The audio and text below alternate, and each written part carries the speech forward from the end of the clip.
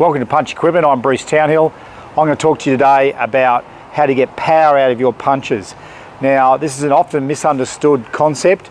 A lot of people just think it's down to sheer effort or just sheer momentum of your hands, and it's certainly got a little bit to do with it, but there's a science to punching really hard, really close. So first of all, just show you fist position. When your thumb is up and you're punching with no turn of your wrist, that's just a quick jab. That is fast but not as powerful as what you can get it. A quarter turn is good for saturation work, where you come in and just do a little quarter turn of the fist to get a quick punch in. But when you go for a full power punch, it's vital that the thumb goes from the upright position up here, comes out, and at the very last possible moment turns down to the floor. So you want that turn. Now, the art of punching hard is all about when you turn. So if you turn early, you're just going to be pushing. If you leave that turn to the very last possible moment, and then just before impact you turn it over, and you combine that with footwork, your shoulder turn and your hip turn, you're going to get a great punch, an easy, effortless, powerful punch. So let's focus on turning our wrist to a full palm down position at the last possible second, and then we work on footwork as well. So that's the first part of power punching.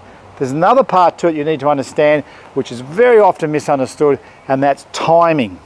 Now, if you hit something as it's going away, or if it's stationary, you're not going to get as much power as if it's slightly moving towards you, and that's timing.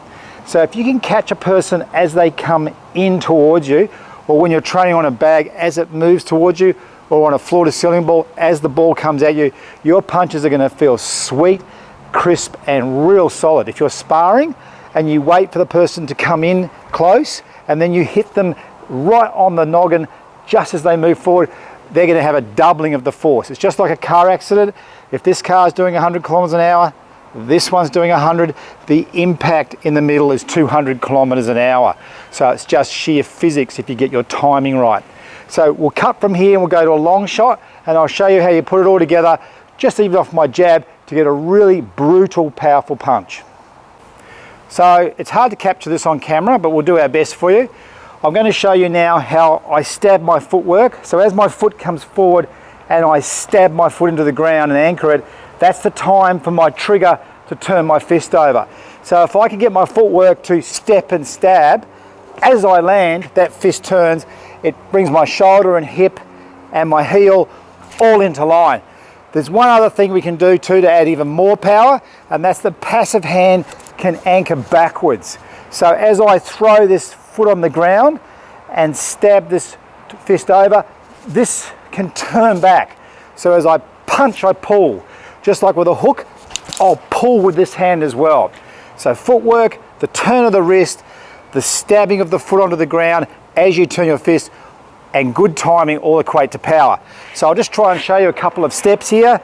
My first one is I'll step in and see how as my foot lands, I stab. I wait for the bag and step in. Wait for the bag and step in. Start to put my hip and shoulder in. Start to bring this hand around, and I start to get a really good jab. I get up for the timing, see this foot lands, and as it lands it turns. Hip and shoulder, and I drive. So the foot, the landing of the fist, the pulling of the passive hand, the hip and shoulder behind it, all accumulate with timing to a powerful punch.